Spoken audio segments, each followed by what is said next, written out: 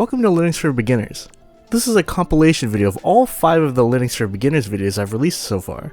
They're about finding out if Linux is for you, how to pick and install a distro, installing packages, gaming on Linux, and finally some basic terminal usage. If you'd like to watch them separately, there's a playlist containing each video which will be linked in the card in the top right as well as in the description. There will be some abrupt endings and weird transition between the videos because I'm cutting out all of the outros and intros because it's redundant when watching all together. Without further ado, please enjoy the entire series. With Windows 10 being discontinued, a lot of people are considering switching to Linux, an alternative operating system to Windows and Mac that you're probably hearing a lot about right now. Hi, I'm a dead content creator who left as a normal person and returned as a Linux cultist. I want to prove that Linux is not as hard as some people think, and that the meme of having to type 1,000 commands to launch a browser is, and always has been, completely wrong. This video is the first in a series and will cover if Linux is right for you and some of the benefits of switching. Without further ado, let's talk about some of the reasons you can't or probably shouldn't switch to Linux. Do you absolutely need Windows to run stuff that's essential to your life? For example, if you need to use Adobe products, which is unfortunate but I get it, then they've historically had terrible compatibility on Linux. If you have to use Lockdown Browser or some other kind of specific educational software as a student, then just running Linux is not a great idea. Some people would say that dual booting is an option, and maybe in that second scenario that might work out, but it leads to a lot of headaches and wasted space. Do you play games that just straight up don't work on Linux because they're anti-cheat? Apex Legends, Destiny 2, Battlefield 6, Rainbow Six Siege, and every Riot game all don't work on Linux. For my personal taste, that pretty much does me a favor if anything, but if any of those games is a deal breaker, I get it. If you want to check, there's a website called ProtonDB where you can search for individual games, or you can log in via your Steam account and look at your whole library in one go. Gold and above is typically the standard for it pretty much being just like it is on Windows, but silver can sometimes be worked with as well. Anything lower than that I would not recommend. Finally, do you need every frame squeezed out of your games? You may have heard of the Lenovo Legion Goat getting better frame rates using SteamOS instead of Windows, but that's because of a very specific set of circumstances from what I've seen and understand. In reality, on most desktops with GPUs, you'll see a minor to rather large dip in performance, especially if you have an NVIDIA GPU, which, according to the Steam Hardware Survey, is a large amount of you. If you're already struggling to run games, until more game companies start supporting native Linux games, you're probably better off on Windows. Okay, hopefully all the people who had unworkable deal breakers are gone now, and I can explain why Linux is so nice. Its customization is unparalleled. Sure, there's some random stuff you can download on Windows to add little things here or there, but Linux gives you complete control. If you hop on r/Unix, then you can see what crazy stuff people have done. Ever want to boot up and look like you're on the Minecraft title screen? You can do that. This person made it so when you open a program, it comes from a portal like in Rick and Morty. It's absolutely insane what you can do. You can also just go for a nice minimalist look that feels cozy to you. You can spend a lot of time crafting something that resonates with you specifically. I genuinely cannot express how awesome it is to express yourself with your setup and how comfortable it is to use when you've shaped everything to your liking. I genuinely find it painful to navigate and get anything done in Windows now because of how comfortable my setup is. I was babysitting one day and one of the kids wanted to draw on the computer. I did this. All I had to do was type a little easy to remember prefix and then what I wanted to install. And she was like, "Wait, you did it already?" Installing stuff on Linux is so nice. You can kind of get the same thing done on Windows with Chocolatey, but it doesn't have nearly the support that Linux packages have. Not to mention that to update, I literally just go to my terminal, type update, and let it rock, updating pretty much everything on my system in one command. It's kind of like on your phone where you have an app store where you go to update stuff and download stuff, but on mega steroids. This is opposed to how people typically install things on Windows, where you have to open your browser, search for the thing you want to download, click the download button, click on the executable, tell the installer to run anyway because Windows tries to protect you, wait for the installer to install it, then go back to your downloads and delete the installer that you don't need anymore. It's such a hassle and actually harder than Linux when you think about it. Finally, it's been said 1,000 times by thousands of people, but you just get away from Microsoft's increasing amount of crap. A fresh Windows install usually results in having to run someone else's script to try and turn off and delete as much as Microsoft stuff as possible. When you update, sometimes that random crap reinstalls itself and you have to debloat it again. Linux will never do that, since it's not trying to serve you ads on your own computer. Even the most bloated Linux distro just means that it comes with a lot of useful programs pre-installed, not that it comes with ads and telemetry spying on you as you use your computer. So I hope this video helped inspire you to at least try out Linux. It's a fascinating rabbit hole, as well as providing you genuine benefits that improve your computer experience. If you're ready to learn how to install it, I'm going to link the next video in this series where I explain what my recommended distro is and why, as well as how to install any Linux distro. Thanks for watching. I'll see you over there. Hello, welcome to the second video in a series of Linux for beginners. The first video was deciding if Linux is a good fit for you, and now this video will walk you through how to pick a distro as well as installing Linux. This guide won't be covering dual booting unfortunately because it can get pretty messy, and I don't want to bloat this video too much. There are plenty of ways to learn how to do it, but you may run into some issues, and if you aren't super computer savvy, it will definitely cause issues, so you have been warned. Without further ado, let's begin. First, let's start with picking a Linux distro, which is the flavor, so to speak, of Linux. You can do your own research into the seemingly endless amount of distros out there, but my recommendation today is CachyOS with KDE Plasma. I'm going to explain why, but if you're not interested, feel free to skip to the installation timestamp, where I go over how to actually install Linux. There's a big split between kinds of Linux distros, Debian-based and Arch-based. Debian updates slower but is more reliable, and Arch updates constantly but is unstable. The thing is, the new updates typically add stability to Linux, at least for gaming. If your main use case for a computer is to use a browser and watch movies or something, then I completely agree that a Debian flavor like Linux Mint or Pop! OS is a solid choice. But if you're a gamer, Arch is a pretty compelling option. Since most Arch systems have access to updates so much faster, they get fixes for games much faster as well. I convinced one of my friends to try Linux, and they opted for Linux Mint, but I found out that their GPU drivers, which are stable and up to date, were from around May of this year, and were missing some fixes for games. There's probably some kind of way to download the newest drivers on Debian, but it's frankly a hassle and you might as well just use Arch. It's not impossible to game on Linux Mint, in fact it's pretty popular, but I feel like right now I'd prefer to be on Arch in most cases. Next, after picking between those two, you need to pick a desktop environment or a window manager. It's what you actually interact with as an end user. If you use distros with the same desktop environment, you'll have a pretty similar experience overall, with the differences usually being that the distro pre-selects some options for you and installs some other stuff which may or may not be helpful.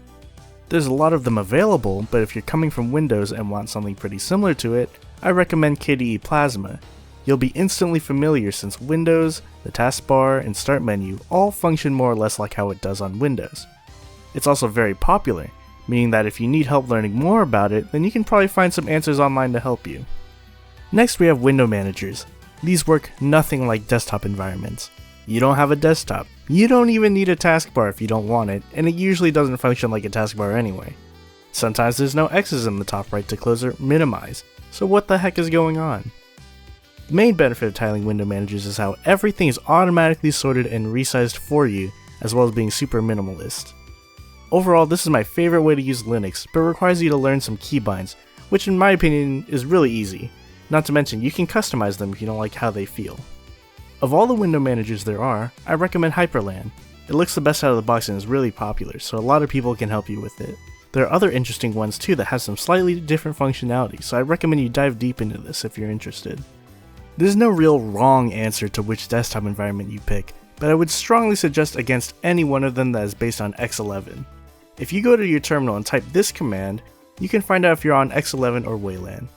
X11 is the older and therefore more stable windowing system, but Wayland is newer and even some stable distros are switching to it. It can fall back to X11 using X-Wayland anyway, so there's not a huge downside to using Wayland. If you do use an X11 desktop environment, expect that one day you'll have to update to Wayland, and that may or may not be a hassle. It's better to just be on Wayland from the start in my opinion, and for an end user you likely won't notice the difference between the two anyway. In the end, if you decide to swap between desktop environments or between window managers, it's easy to install them alongside each other. On your login screen you can usually pick which one you want to use, so feel free to try them out. You can even install both an X11 based environment and a Wayland based environment alongside each other if you really want to. Okay, so now we understand what goes into Linux distros. From my recommendations so far, it would be an Arch-based distro with KDE Plasma or Hyperland running on Wayland. With all these combined, my pick is CachyOS, though there are other distros that fit the bill like EndeavourOS. The main thing that sets CachyOS apart is that CachyOS basically does some wizardry on the backend that try to improve the performance of applications, and that's what I prefer. CachyOS luckily offers a lot of desktop environments and has a wiki that gives some descriptions of all the options when you're installing, including file system and boot manager. I'll link it in the description. Great, after all that build up we finally picked a distro and have a game plan. How do we actually install it? First, make sure you have a USB stick that's around 4 GB or larger. Then, hop on a browser and go to download Rufus Portable. Next, go to your distro of choice's website and download their .iso file. From there, open Rufus and under Device, make sure your USB stick is selected. Then click on the Select button and pick the .iso that you downloaded. You're pretty much good to go. Just press Start and wait for it to be done. After it finishes up, open your Power menu in Windows and hold Shift while clicking Restart. After a few seconds, it should pop up a menu. Click Troubleshoot, then Advanced Options, then UEFI Firmware Settings. It should then prompt you to restart. When it does, you'll be in a strange menu. I can't exactly help you from here because it differs from manufacturer to manufacturer, but you have two main goals. First, somewhere it should show boot devices. Make sure your USB stick is the top priority number 1. Next, usually somewhere there's an option to switch to advanced mode. Go there and probably under the security tab, turn secure boot off. Make sure the changes are saved and then reboot. You should now be booting into your USB stick. You can tell you're booted into your USB stick because it'll look something like this. From there, just press enter to enter into the top entry, booting your Linux distro. Eventually you should reach a desktop. Different distros have a self-explanatory installer usually, and that includes CachyOS, and I'll quickly run through it. Click Launch Installer, and the first thing it asks is what bootloader you want to use. Grub is tried and true, but all have their pros and cons, which you can read about on the CachyOS wiki. I just picked Grub because I'm familiar with it. Next comes the pretty standard stuff like language, time zone, keyboard layout, and then we reach the Partitions tab. Here's where you'll want to make sure you're installing to the correct drive. At the top you can pick your storage device, and then you'll have a few other options. You want to pick Erase Disk, and under it pick BTRFS, which is pronounced as ButterFS. Next, we have the place where you can pick your desktop environment or window manager of choice. I'll be going with KDE Plasma at the top, but feel free to browse if you haven't completely made up your mind. In the next screen, you can choose what other stuff you want to install. You basically shouldn't touch anything until after Wayfire. You can add some support for printing and accessibility if you want, and uncheck Firefox if you prefer a different browser. Next, you can make your user as well as name of your computer. Put in a password and you're done. Do not check the box to log in automatically without the password, unless you want that for some reason. I'm doing it here because I'm doing this in a virtual machine. And that's it. It'll give you a little summary, just click install and install now, and then you're off to the races. It took about 5 minutes to install on this virtual machine, so don't be too hasty and think it got stuck. It then prompts you to restart when you're ready. I like to shut down manually by clicking in the bottom left and shutting down, then pulling out the USB when it's fully shut down. If everything went right, the next time you turn on your computer, you should be in Linux.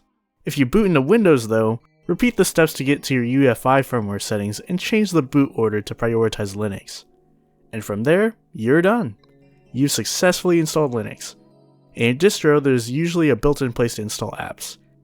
CachyOS has this pop-up with an Install Apps button at the bottom where you can get started. Woo! We did it! Here's a checklist of what we're going to accomplish today, and for most people, I think that should cover all that you need to use Linux daily. There will also be timestamps if you need to rewatch any sections. Let's go ahead and get started with the basics. The first thing we're going to do here is take a look at what's installed. It works pretty much like how it does on Windows. Click in the bottom left corner or press the Windows key, which in Linux terms we call the super key, and presto, we got our good old familiar start menu. Let's take a look at all the applications installed. There's not much. Alacrity spawns a very nice looking terminal. Arc is how you extract files, so it's a 7-zipper WinRAR replacement. Dolphin is the name of your file explorer. GwenView lets you view images. KWrite and Kate are two different text editors. KWrite is the one closest to regular Notepad, while Kate is more like VS Code. MPV is how you can play videos and listen to music. It's like VLC but better. Spectacle takes screenshots, System Monitor is the task manager, and I feel like system settings and volume control are pretty self-explanatory. Most of the other stuff you can explore on your own time, but you've pretty much got all the essentials you need. Now that we've walked through what's already here, we can start learning how to use the package manager. Since we're not using the terminal today, we're actually going to use this application, Octopi. It basically types all the commands for you without you having to open a separate terminal and remember the command. If you're using a distro that doesn't have Octopi, then you'll have to figure out what your package manager front end is yourself, or open a terminal and type sudo pacman-s octopi, and it'll appear in your applications list. Alright, opening it up, it's fairly obvious what's going on here. We have a nice search bar at the top where we can search for what we want to install. We can also see our installed packages, which have a green symbol to the left indicating that it's installed. Let's install an example package. Let's try Kdenlive, the software I've been using on Linux to edit these videos. Simply search for it in the list and right click it to install. In this case, there are two different sources for repositories. If you don't know which one to pick, go with the CachyOS one, or if that's not available, Extra works. If it doesn't work out, you can always uninstall and try from the other repository. I'm on CachyOS, so I'll go ahead and pick that one. Next, it'll ask us if we want to install some optional dependencies, and most of the time you'll want to do all of them. It's going to add all the things to install to a queue, then click the checkmark to start it and type your password to confirm. You might see other packages you don't recognize in there, but those are required dependencies, so don't worry. All of the packages on here are completely safe to install. Let's go ahead and start it, and you'll see that the Output tab is showing us what's going on. The command is finished running, so now we can find the application in our start menu. It's just that easy. Uninstalling works the same way. Just right click, remove, and confirm. You might have noticed that the icon next to the other Kdenlive turned yellow. That indicates that there's a conflict and you can't install both packages at the same time for obvious reasons. Alright, moving on, let's try installing Unnamed Sound Voltex Clone, a game I really like. Doesn't look like it's here. If I go on my browser and search its name plus Arch Linux, well, I see it right here. But if you take a look at the top left, it says User Repository. This is the Arch User Repository, also known as the AUR. It's where developers can submit their apps for people to download. Because AUR packages technically aren't curated, they're not always 100% safe. However, for big programs that aren't part of the official repository, it's pretty likely that people have scrutinized it already and verified that it's safe. In this case, I trust the program, so I'm going to install it. But in Octopi, it's not showing up. Why? You have to click this little alien icon to enable AUR packages so you can see it. There we go. Well wait, now there's like a bunch of them. This is where I explain suffixes. There's really only two suffixes you need to know, -bin and -git. Whenever you install a program, the one with no suffix typically compiles the latest stable release on your computer and installs it. -bin means that it just downloads an already compiled program and just slaps it on your computer. -git means that it takes the latest commit to the GitHub repository and compiles it on your computer. If you have no idea what that means or entails, stay away from -git. You really should just be using the standard package or the -bin package if that's not working, or is unavailable. Let's also fix one more thing real quick. Exit out of AUR mode on Octopi, and then open Tools, then go to your options. Click on AUR on the left side and tick the box that says --no confirm. What this does is that as soon as you type in your password to install, it will automatically accept all the prompts from there, saving you some time. If you're like me and don't really look too closely at what's going on anyway, this is a no-brainer. And that's it. That's everything you need to know about the package manager. Let's review. First, open Octopi, then search for your thing in the title bar, and if it's not there, click the alien to enable AUR mode, find your program in the list, and prioritize the regular install over the bin and git ones. Right click to install, and you can find your program in the start menu. You don't have to jump through ad-ridden sites or spend time manually extracting stuff for yourself. It's all done in one nice little place super easily. There's still two more ways to install Linux applications that I haven't gone over: Flatpaks and app images. Don't worry, they have a lot less things you need to worry about. Go ahead and open Octopi and install two packages, Discover and Fuse2. Yeah, that's it. If you open Discover, you can see that it's also a place where you can install apps. Typically, this is the most stable installation method, and some distros actually have this as the main app install method because of how stable it is. The reason that I would make it a second priority is because typically Flatpaks use more disk space and sometimes have slightly worse performance compared to the package manager version. It's just another option if it's not available on the package manager, or if the package manager version just isn't working. It's fairly straightforward. Just search for what you want as normal and click install from FlatHub and watch it go. It functions a lot like an app store with a section where you can click a button to update everything. Alright, let's move on to the last way you can install a program, app images and executables. This is typically your last resort since it's not as reliable as Flatpaks and isn't as easy to install as a package manager. This pretty much is the same as it is on Windows. Go online, find the file in question, download it, then you just double click it. Yeah, for real. It'll ask you twice if you want to run on the first time, but you can check the box to make executables run without asking if you prefer how it works on Windows. For executables, it's the exact same. Just open the folder with the program you want to run and find the .sh file. Just double click and bam, you're in. It's pretty much exactly like you'd expect. And unless the program has a built-in updater, you'll have to update it manually by re-downloading, just like it is on Windows. That wraps up all the application installation methods, so let's recap one more time. You'll want to use Octopi, and then the AUR mode of Octopi, then Discover, then the app image or executable version. And Octopi and Discover basically function like app stores, so they're self-explanatory. Next, we're going to talk about how to set up multiple storage drives on your computer. If you open up Dolphin, you may or may not see any other drives you have on your computer. Your Linux install resides on what's essentially your C drive on Windows, so how do you make your other drives automatically mount so you can have more storage and install stuff on them? Well, you guessed it. We need to install a couple packages. Go ahead and install these two, NTFS3G and GNOME Disk Utility. Next, let's go ahead and open up Disk from our Start menu. On here, we can see what drives are connected. I have my 1TB hard drive that I used on Windows for extra storage right here, so I'll go ahead and demonstrate on it. First thing to notice is under volumes it says 1TB of NTFS storage. That NTFS part is important. Next, click this button in the corner of the volume named Additional Partition Options, and then Edit Mount Options. Next, check Mount at System Startup if it isn't already, and on top of Mount Point, I put all of these options to try and make sure there is as few issues between Windows and Linux as possible. The only actually essential one here is no fail, so go ahead and type that in if it's not already there. Next, the file system type. Remember earlier how mine said NTFS storage? We need to type NTFS-3G here to make sure it's good. I believe other file system formats should work, but you'll have to type them in manually like exFAT. With that, it should be good to go. Next time you boot up, your disk should be easy to find in Dolphin, and you should have full permissions to do whatever you want in it.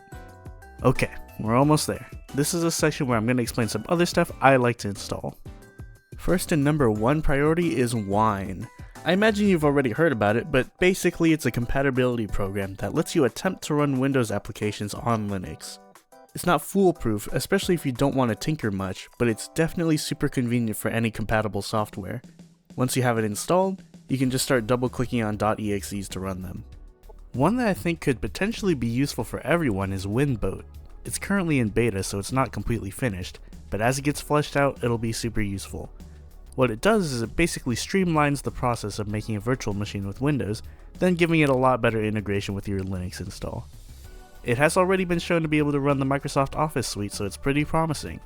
It currently doesn't have GPU acceleration, and it can't bypass kernel level anti-cheat, so it's not exactly perfect for gaming. The biggest con is that you have to reserve a lot of space for essentially tacking on an entire Windows install on top of Linux. I think in the future it'll be really helpful for helping transition people between Windows and Linux. Next, I recommend you pick up all of these if you're gaming, otherwise you can probably skip all of these. Pause to take a look if you're interested. I'll also go over all of these packages again in the next video.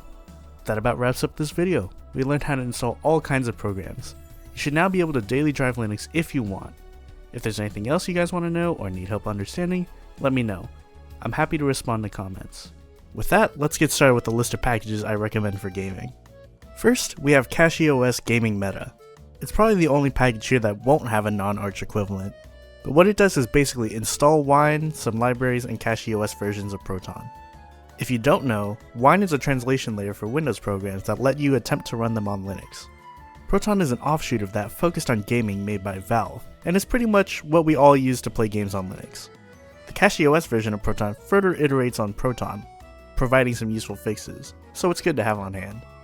Next we have Proton Plus. I just explained what Proton is, but if you need a specialized version of Proton, the easiest way to install it into other programs is to use Proton Plus. We'll use it in a bit, so definitely pick it up. If you've ever used Riva Tuner on Windows, then Mango HUD is basically the equivalent, letting you have a detailed FPS counter and frame rate limiter. You can customize its layout using Goverlay. If you like overclocking your GPU, check out LACT. If you do this, make sure you look up how to recover if you overclock too close to the sun. And the final official packages that I recommend are Lutris and/or Heroic Games Launcher. It organizes your library outside of Steam and makes it much easier to manage games on an individual basis.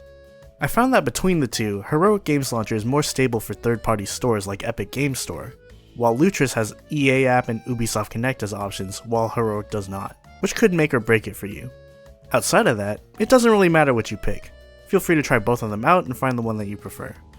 I'm going to be walking through both of them, so feel free to skip the other. From the AUR, I recommend picking up FlatSeal. What this does is allow you to modify what permissions Flatpaks have. Usually when Flatpaks are installed, they should have all of the permissions they need, but there have been a few edge cases where it could come in use. The reason it's useful for gaming is that one of the permissions is to access GPU acceleration. If you install a game and it doesn't have that permission, you'll have to give it that so you can have a good experience. And finally, the last Flatpak I recommend is Bottles. What it does is basically let you create a self-contained place to run applications from. While you can mess around with Wine to get a similar result, Bottles makes it super easy to set up a place where you can run apps with as many dependencies installed as you need.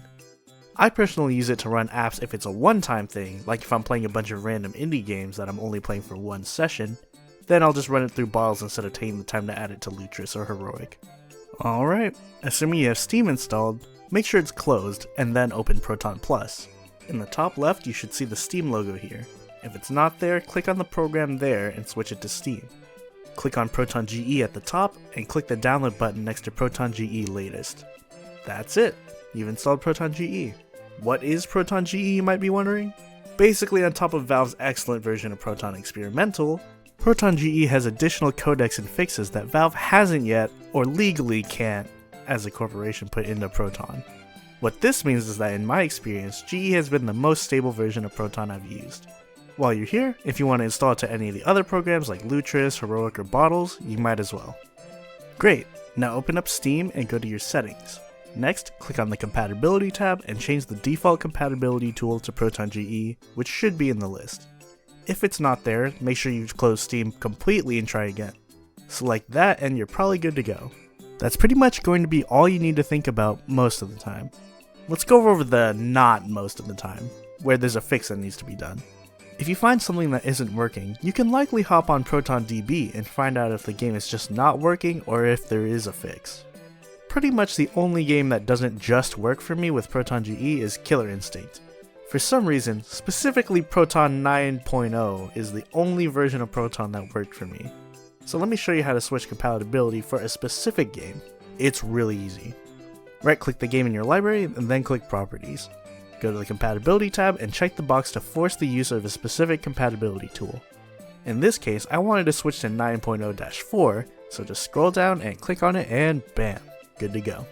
The last thing we possibly need to go over is some of the more advanced tinkering shenanigans. Let's take a look at this ProtonDB report. Everything in this box, you want to put those in your Steam launch options. Again, in the Properties of a game, in the General tab, you can see the Launch Options box. Typically, you can copy and paste exactly what people suggest into it, but let's break down some of the common things you can put in there. This option lets you switch from Proton translating instructions from DirectX calls to OpenGL instead of Vulkan, which is the default. So if a game has problems with Vulkan, this can sometimes help. This is an option you typically use for modding.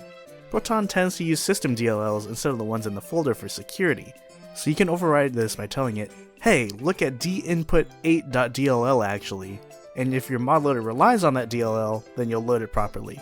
If you're installing mods, you probably understand all of this, otherwise ignore this. This option literally just enables Mango HUD. If you want to customize it, however, put this before it. And in the quotation marks, you can put a bunch of different parameters separated by a comma with no spaces. For example, a very common use for Mango HUD is to limit FPS. In that case, the full command would be this. It enables Mango HUD with an FPS limit of 60, and the no display flag tells it to not actually show the FPS counter in-game, so it's only limiting your frame rate.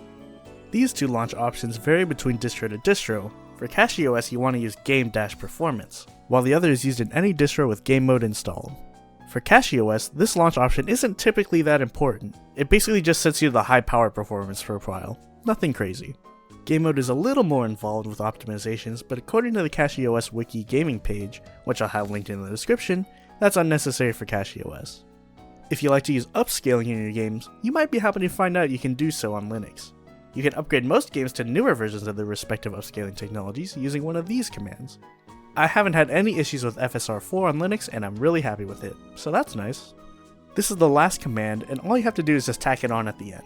It basically is just the game's exe, telling it to run all those options that you put on that exe.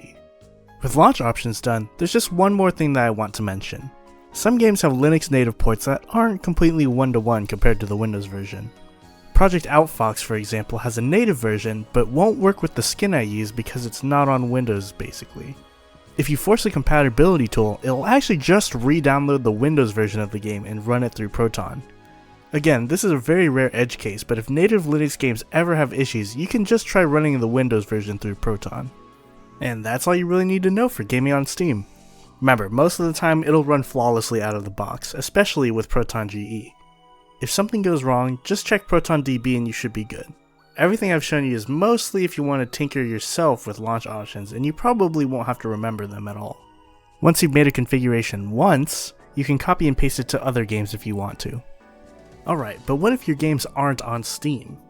That's what we have Lutris and Heroic for. First, we're going to start with Lutris. Go ahead and launch it. As you can see on the left side, they have support for some other game sources other than Steam, like Epic Games Store. Let's say you have a game from itch.io or something, just the loose files. We'll use Doki Doki Literature Club as an example again. Last time we used the .sh file, but if it were a regular Windows game, we would have only had the .exe file, so let's pretend that's what's going on. What you do is open Lutris, and in the top left click the plus icon. Click Add Locally Installed Game and give it a name, as well as pick the runner. For Windows games, you should pick Wine as the runner. Next, go to the game options. Under Executable, select the .exe file that you're trying to run. Finally, go to Runner Options and switch the Wine version to GE Proton. That's it! You should be able to press save and the game will now appear in your library. You can click on it and press play to start it up. Something to note is that if you want cover art to automatically download, you'll have to make sure the name that you enter when putting in your game exactly matches the title on lutris.net. If I typed DDLC here for example, it would not have downloaded the art, but still functioned. You can also provide your own cover and banner art if you want. Finally, if you want to make an icon for it on your desktop, if you click the up arrow next to play, you can create a desktop shortcut for it as well. Let's go ahead and lock in Proton GE for all future installs by hovering over Wine on the left sidebar and clicking the gear that shows up. Here you can change what the default runner and system options will be every time you run a game. And that's it for Lutris. Next we'll check out Heroic Games Launcher. To install a game here, click Add Game, type in the name, pick the platform, which will likely be Windows unless you have a native Linux game, click on Show Wine Settings and change the Wine version to Proton GE. Finally, find the games.exe file and select it. If a game has an installer, use the Run Installer First button, but if it doesn't have an installer, just click Finished and you're done. If you want it to default to Proton GE next time, then go to Settings, then Game Defaults, where you can change the Wine version. Let's say you want a different cover art for the game. Go to Steam Grid DB, then search your game name. Find the cover you want and right-click the Download button and copy the link. Next, click on your game and click the 3 dots on the top right. Click Edit App/Game. Then paste the link into the app image text box. You should see it change automatically on the left. From here, just click Finish and you're done. In the same triple dot menu, you can also click Add Shortcut if you want to make shortcuts really easily. Heroic doesn't use banner images or icons, so you don't need to worry about managing those. I kinda don't like that because it uses the cover art as the icon in your app launcher, so I hope they can eventually work that out. That finishes up Heroic Games Launcher. One more stop on the train, which is Bottles. In Bottles, create a new bottle, name it, and select Gaming. Under Runner, it doesn't really matter what you pick since you can switch as necessary, but I like using Proton GE as per usual. Soda has worked a couple times as well where GE didn't though. Then just click Create. The last thing you need to do is probably download some dependencies. If a program you want to use doesn't run, you can probably try to find the dependency here and try again.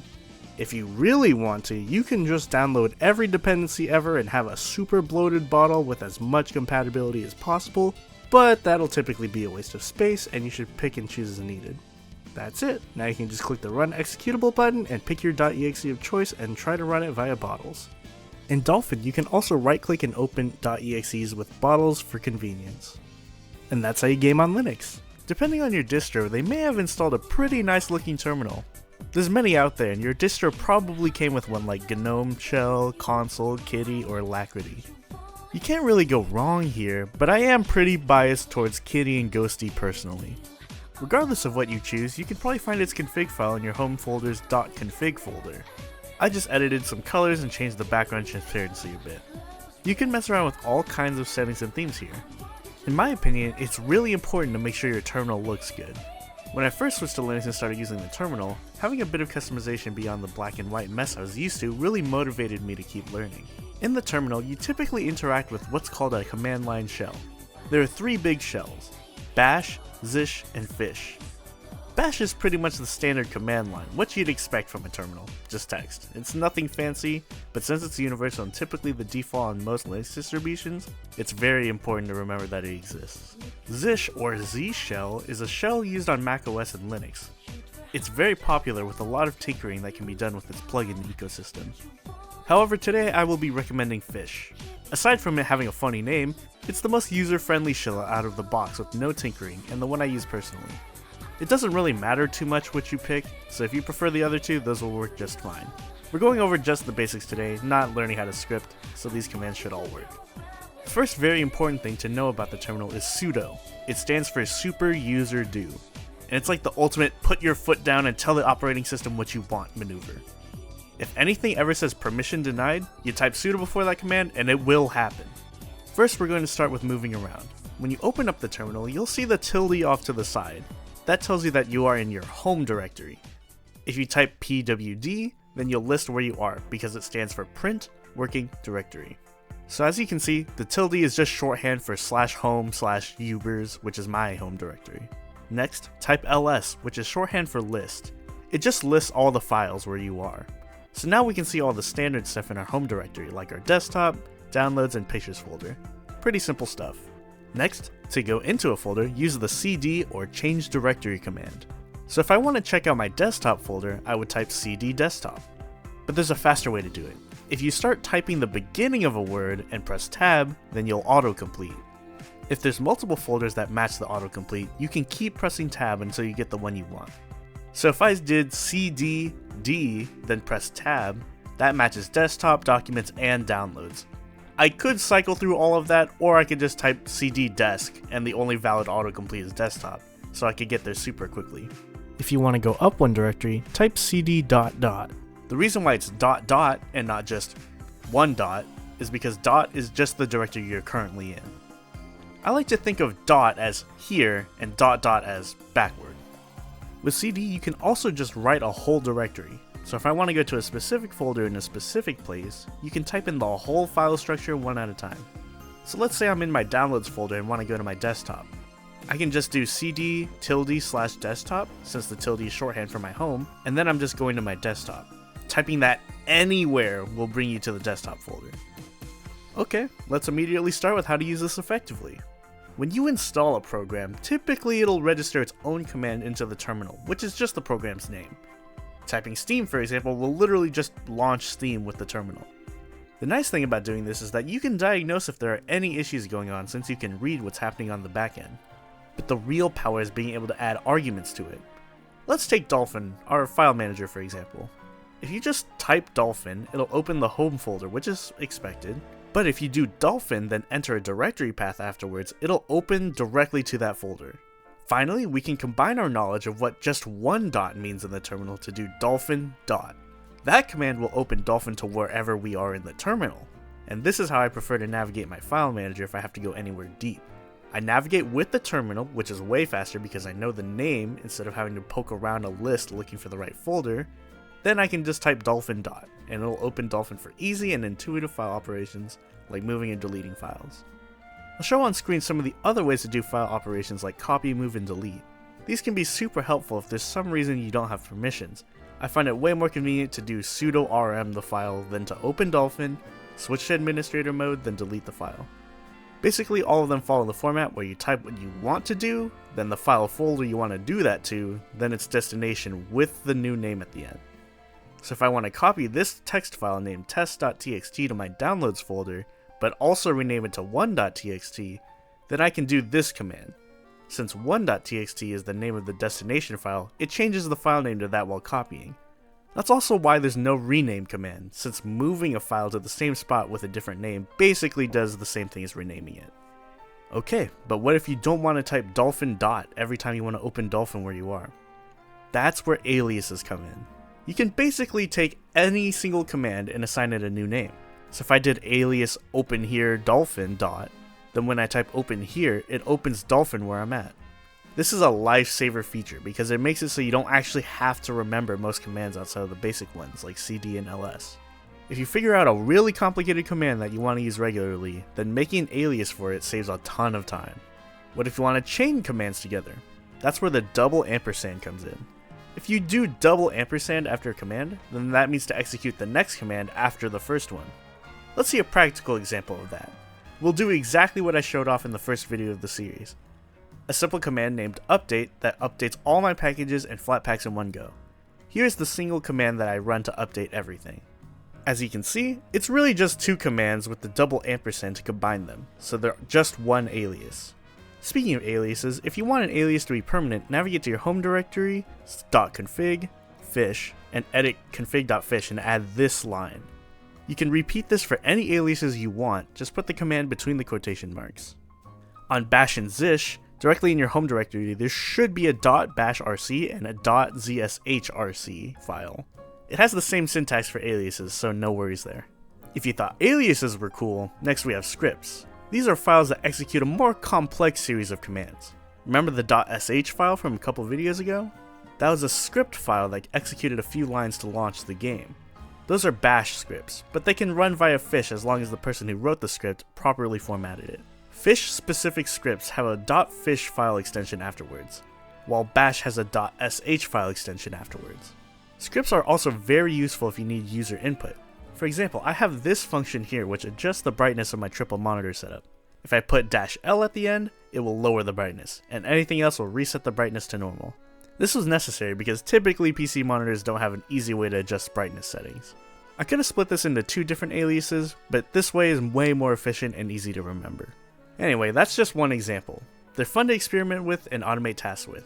If you don't want to learn how to make scripts like this, try asking AI to generate an appropriate script for your shell and trying it out. Do not try doing that on sensitive data. Either test it thoroughly before using it regularly, or only generate scripts that wouldn't be irreversible.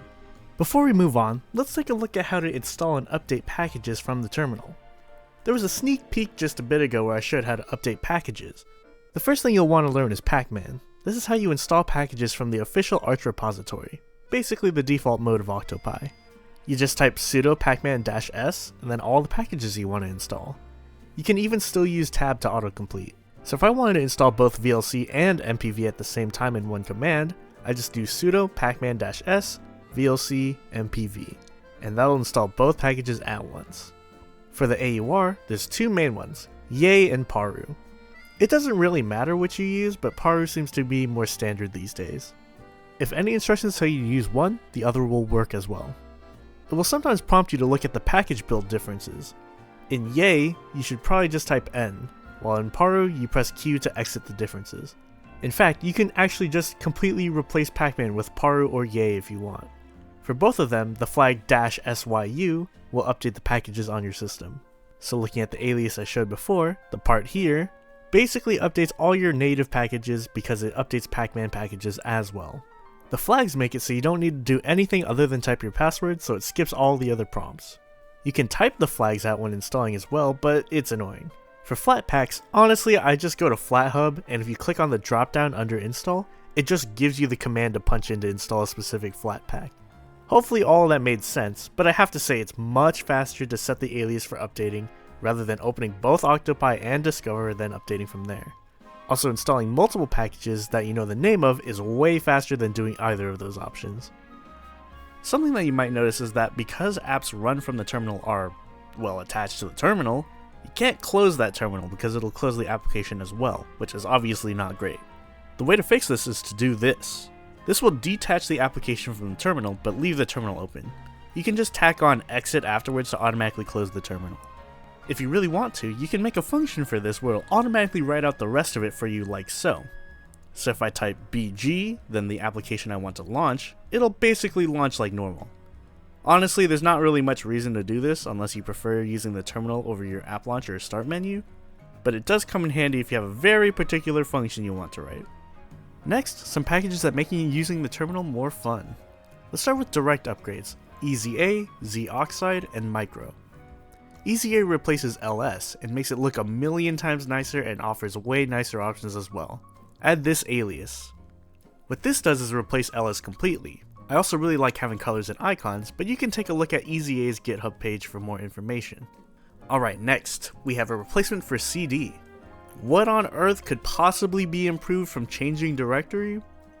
The answer is unironically mind reading. Kinda. What Z-Oxide does is locally track what directories you use as you navigate it, and then it can start to predict where you want to go if you enter something invalid. It's probably easier if I just show you. For reference, the command for Z-Oxide is just Z in the terminal, but I like to change the alias to CD just because it's a habit now. Let's say we constantly edit our fish config. It's in our home folder, .config, fish. If we kept using Z-Oxide to navigate there, it would learn that if we type fish, we probably mean that folder. Meaning no matter where you are, if you use zfish, it will take you to home.config fish. Once it learns it, then it is blazingly faster than navigating using a regular file manager. Like I said, mind reading. The last upgrade I have is arguably a different thing altogether, but it's Micro. There are many ways to edit text in a terminal, and it's also much more convenient in my opinion than calling a regular text editor, which opens a whole other window to edit a file. If you're used to Notepad, the closest thing I've found to a terminal is Micro. To use it, just type Micro in the file that you want to edit, and then just make edits like normal. You can click around, keybinds are pretty familiar, and when you're ready to leave, just press Ctrl plus Q to quit. The standard text editors in Linux are Vim and Nano, and you'll find them in pretty much every distro out there. Vim is a more advanced and has a harsh learning curve, while Nano is like Micro but worse. You can't click around and have to navigate completely with the keyboard, it has strange keybinds, and overall looks way more bland. Don't think too hard about it, Micro is intuitive and powerful, so just use it. If you ever have to use the original command for CD or LS, just type command before typing the command. It basically tells the shell to ignore aliases and use the true name for what you're running. So those were the direct upgrades that I recommended, but there's one more terminal tool I love using, and that's FZF. It stands for Fuzzy Find, and it's insanely useful. On its own, it seems kinda meh. It's not particularly interesting, but once you get really deep into understanding its complexities, it becomes insane. Here's my setup. I set it up so if I press Ctrl F anywhere in the terminal, it pops up FZF to search for a file. If I find a file I want to look at and press enter, it automatically jumps into the folder that the file is in, or the folder itself. It is so unbelievably helpful and seemingly way faster than searching for any file in Windows, and honestly somehow faster than Dolphin. My configuration for Fish will be in the description. And that's about it. There's obviously so much more to talk about with the terminal, but this is all the stuff I find extremely useful as well as stuff I use daily for efficiency. If you're watching this in real time, then I'm going to take a break from making Linux videos. I feel like I've given out most of the information that I know about Linux, other than maybe how to use Hyperland, which maybe one day I'll make a video about. Thank you to anyone who stuck around throughout the whole thing. My next video will go back to what I kind of wanted my main channel content to be, me talking about games. I'm going to have to play through some games, and I'll be streaming my gameplay on YouTube and Twitch as I take notes about it for the video. I'd appreciate it if you stopped by and hung out, maybe you'll even get into the video as a clip, who knows. The first stream is probably happening the day after this video goes live, so I hope to see you there. Thanks for watching.